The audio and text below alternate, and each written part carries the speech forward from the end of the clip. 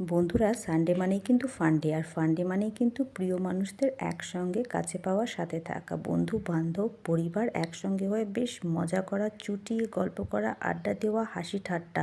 আর তার সাথে কিন্তু বলা বাহুল্য স্পেশাল খাওয়া দাওয়াটা কিন্তু আমাদের লেগেই থাকে। আজকে লাঞ্চটা শেয়ার করছি তোমাদের সাথে সানডে, তাই রাইস তো ছিলই, তার সাথে কিন্তু স্পেশাল স্পেশাল স্পেশাল হ্যাঁ স্পেশাল একদম রসিয়ে কষিয়ে মাটন।